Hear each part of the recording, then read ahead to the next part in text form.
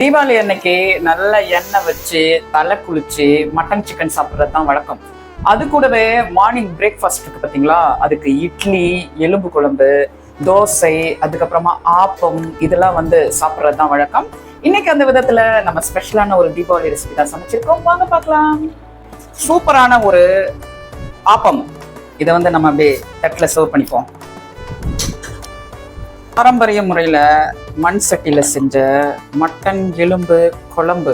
இதில் காய்கறிகள்லாம் எதுவுமே போடலை, வெறும் அந்த மட்டன் சாப்ஸ் இருக்குது பார்த்தீங்களா, அந்த பீசஸ், அப்புறம் எலும்பு. காசு இல்லையா இந்த மாதிரி செஞ்சுருக்கீங்களேலாம் நினைக்காதீங்க. இந்த எலும்பு குழம்பு ரொம்ப ஃபேமஸ்ஸு. அதே மாதிரி உடம்பு சரியாதவங்களுக்குலாம் இந்த சாப்ஸ் பீஸ் எல்லாம் போட்டு நெஞ்சு கறியை நல்லா சூப் மாதிரி வச்சு கொடுப்பாங்க. உடம்பு தேரும் அப்படின்னு சொல்லிட்டு சொல்லுவாங்க. இந்த ஆப்பத்து மேலே அப்படியே இந்த மட்டன் எலும்பு இருக்குது பார்த்தீங்களா, இதை போட்டுட்டு அப்படியே இந்த குழம்ப ஊற்றினோம்னா சூப்பராக இருக்கும். இந்த குழம்பை நீங்கள் கட்டியாக வைக்கக்கூடாது, தண்ணியாக வச்சாதான் இட்லி, தோசைக்கு, பரோட்டாக்கெலாம் செம்மையாக இருக்கும். மார்னிங் டிஃபனுக்கு ஆப்பம் செஞ்ச பிறகு மத்தியானம் நல்ல ரைஸ் போட்டு வடித்த சாப்பாடை அதே எலும்பு குழம்பு இருக்குது பார்த்தீங்களா, அதை ஊற்றலாம். நல்லா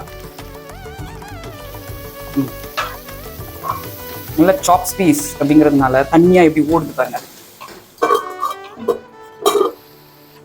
எலும்பாவே சமைச்சிட்டோம் அப்படின்னா வீட்டில் இருக்க குழந்தைங்களுக்குலாம் ஏமாற்றமாக இருக்கும்ல.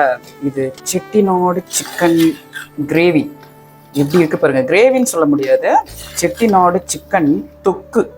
இது இந்த ஆப்பத்துக்கும் சூப்பராக இருக்கும், இந்த ரைஸ்க்கும் சூப்பராக இருக்கும்.